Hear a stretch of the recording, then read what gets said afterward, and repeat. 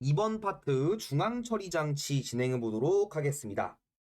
일단 중앙처리 장치라고 하는 장치는 우리 컴퓨터 용어로는 CPU라고 이야기를 하고요. 다른 말로는 중앙처리 장치라고도 이야기를 합니다. 여기 있는 중앙처리 장치 CPU는요, 사람의 뇌와 같은 역할을 담당하고 있습니다. 이 CPU 안에는 이제 세 가지의 기억 장치들이 존재하는데, 첫 번째로 제어라는 장치가 존재하고요. 두 번째로 연산이라는 장치가 존재하고요. 다음에 세 번째로는 레지스터라고 하는 기억 장소가 존재합니다. 자, 여기는 레지스터가 수행하는 역할은 기억을 담당한다라는 점을 확인해 주시면 될 것 같습니다. 제어라고 하는 거는 야, 너 일어나, 너 앉아 이런 형식으로 어떠한 이제 컴퓨터에 대한 내용을 움직이게끔 수행하는 역할을 수행을 하고요. 연산이라고 하는 거는 1 더하기 1은 뭐 기호미 이런 거 말고 1 더하기 1은 2, 2 더하기 2는 뭐 4 이런 형식의 연산을 의미하고요. 이러한 제어 신호랑 연산을 하는 그런 연산 결과들을 저장할 수 있는 레지스터라는 기억 공간이 존재하는 건데, 이 레지스터는 컴퓨터 내부에 있는 임시 저장 장소로 컴퓨터 내부에서 속도가 굉장히 빠릅니다. 속도가 가장 빠르다는 특징을 이제 지니고 있습니다. 후에 여기 3번에서 레지스터의 종류에 대해서 좀 배우게 되겠죠. 어쨌든 한번 읽어보도록 하겠습니다. 중앙처리 장치는 연산 장치와 제어 장치가 있습니다. 제어 연산의 앞자리를 따서 제연 이렇게 외워주시고요. 넓은 의미로는 주기억 장치까지 포함이 됩니다.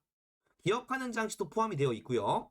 제어 장치에서 연산 장치와 주기억 장치로 제어 신호를 보내고, 연산 장치에서 데이터의 연산이 이루어진 다음 그 결과를 주기억 장치로 보내는 역할을 합니다. 일단 넓은 의미로는 중앙 처리 장치에 제어 장치, 주기억 장치, 연산 장치 총 세 가지를 이제 두고요. 주변에 있는 장치라고 해서 입력 장치, 출력 장치, 보조기억 장치 등을 둡니다. 자, 이게 어떤 얘기냐면은 제가 이제 컴퓨터로 데이터 A를 입력을 할 거예요. 그러면은 이 키보드에다가 제가 데이터로 A를 입력을 하겠죠. 그럼 이렇게 A를 입력할 때는 키보드라는 입력 장치를 사용을 합니다. 입력 장치. 키보드가 좀 못생겼죠? 자, A라는 데이터를 우리가 입력을 하게 되면은 이 데이터는 어디에 들어가게 되냐면은 주기억 장치라고 하는 이제 램이라고도 이야기를 하거든요. 램이라는 주기억 장치로 해당하는 A라는 데이터가 전달이 됩니다. 자, 그럼 이 A라는 데이터는 바로 모니터, 우리가 알고 있는 모니터죠. 이 모니터로 출력이 되는 게 아니라 주기억 장치 램에 저장된 A라는 데이터를 CPU라는 장치가 A라는 데이터를 가지고 가서 일련의 처리 작업을 거친 후에 그 데이터를 다시 A한테 보내주게 됩니다. 램한테 보내주게 됩니다. 그러면 램의 이 A는 이미 처리가 된 데이터이기 때문에 처리된 A라는 데이터는 모니터에 이렇게 출력이 될 수가 있어요. 이와 유사한 것처럼 1 더하기 1이라는 어떠한 연산 신호가 발생했을 때도 CPU 내에서 처리를 해서 2라는 결과값을 도출한 다음에 2라는 데이터를 이제 보내줄 수가 있겠죠. 이 부분에서 제가 빨간색으로 색을 좀 바꿔서 입력을 할게요. 이 CPU라는 장치와 램이라는 장치는 주기억 장치죠. 주기억 장치라는 램은 실제 데이터를 처리하는 작업에 있기 때문에 이걸 전부 다 묶어서 중앙 처리 장치다라고 이야기를 하고요. 그 외적으로 바깥에 있는 입력 장치나 출력 장치들은 주변 장치라고 인식을 시키게 됩니다. 자, 그러면 이 외적으로 저희가 컴퓨터를 껐다가 켰을 때 뭐 A랑 E라는 데이터들이 이제 증발하게 되죠. 그래서 이 데이터들이 증발되지 않게끔 저장하기 위해서 이 데이터를 저장할 수 있는 공간인 보조기억 장치라는 공간을 하나 만들어 둡니다. 보조기억 장치는 뭐 데이터를 입력했을 때 뭐 들어가는 공간은 아니고요. 보조기억 장치라는 친구는 임시 저장 용도가 됩니다. 우리 이제 뭐 하드디스크라고 하는 장치도 있고 SSD라고 하는 장치도 있겠죠. USB도 마찬가지죠. 네. 이런 걸 갖다가 우리는 보조기억 장치다라고 이야기를 합니다. CPU, 제어 연산, 그 다음에 주기억 이 세 가지를 빼고 나머지 입력, 출력, 보조기억 장치들은 주변 장치라고 부르게 됩니다. 자, 이렇게 간단한 설명을 마치도록 하겠고요. 올라가서 문제를 한번 확인해 보도록 하겠습니다. 자, 3번입니다. 주기억 장치, 제어 장치, 연산 장치 사이에서 정보가 이동되는 경우다. 빈 부분에 알맞는 장치는 보겠습니다. 입력 장치에서 데이터를 입력을 합니다.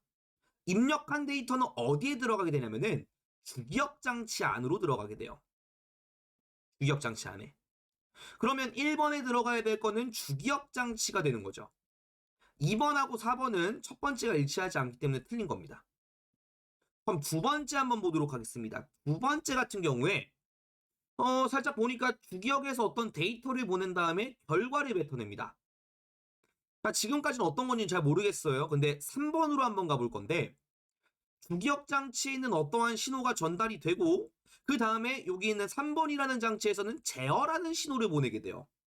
여러분들 그러면 제어 신호를 보내는 거는 연산 장치가 될까요? 아니면 제어 장치가 될까요?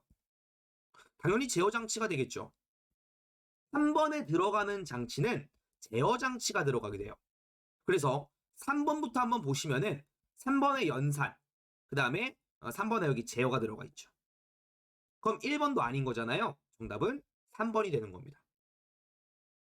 자, 그럼 만약에 우리가 이제 입력에다가 1 더하기 2라고 입력을 하면은 이거는 이제 연산을 해야 되는 데이터잖아요. 어떠한 이제 제어를 보내는 게 아니라. 주기억 장치에서 연산이라는 장치로 1 더하기 2라는 데이터를 보내요. 그리고 1 더하기 2를 막 연산을 하면은 결과로는 3이 나올 수가 있겠죠. 요 3이 출력이 되는 거예요. 다음에 어떤 이제 입력 장치에서 프로그램을 내가 실행을 한다라고 이야기를 했어요. 그럼 프로그램이 주기억 장치로 들어간 다음에 이 프로그램이 제어 장치를 거쳐서 제어 신호로 전달을 하게 돼서 프로그램이 실제로 실행되는 구조다라고 봐주시면 될 것 같습니다. 다음 4번입니다. 컴퓨터의 기본 구성을 표시한 것이다. 네모 속에 알맞는 것은? 자, 입력 장치 A라고 입력을 하면은 이 데이터는 주기억 장치로 들어가게 돼요. 자, 그러면 지금 이 테두리 안에 있는 건 어떤 걸 의미하냐면요. CPU를 의미하는 겁니다. 실제로 데이터를 처리하는 작업들을 수행하는 친구들을 말해요. 그럼 우리 CPU 안에 들어가 있는 세 가지가 어떤 거였었냐면은 제어, 연산, 그 다음에 레지스터 라고 해서 기억이다 라고 이야기를 했었습니다. 기억. 그렇죠? 제어, 연산, 재연, 레, 기억이라고 했어요. 제어, 기억, 연산이 없죠? 그럼 빈칸에는 연산 장치가 들어갈 수가 있겠네요. 데이터를 입력하다가 이제 내가 저장을 하고 싶으면은 보조기억 장치 안에 저장이 들어가는 거고요. 내가 이 보조기억 장치에서 데이터를 꺼내다 쓸 수도 있고 다시 저장을 시킬 수도 있겠죠. 어찌됐든 간에 이 CPU에서 여러 가지 처리를 거친 후에 데이터가 출력이 된다라는 점까지 봐주시면 될 것 같습니다. 자, 2번 중앙처리 장치 핵심 내용 한번 정리해 보도록 하겠습니다. CPU라고 이야기하는 장치는 제어 장치와 연산 장치 그리고 기억, 레지스터라고 하는 기억 장소가 존재합니다. 넓은 의미에는 여기 있는 CPU도 기억 장치에 들어가게 돼요. 자, 이 점을 좀 알아주시면 될 것 같고요. 그 외쪽으로 데이터를 입력하는 키보드, 그 다음에 출력하는 모니터, 그 다음에 보조적으로 기억하는 보조기억 장치, 이런 친구들을 전부 다 묶어서 우리는 주변 장치라고 부르게 된다는 점까지 알아주시면 될 것 같습니다.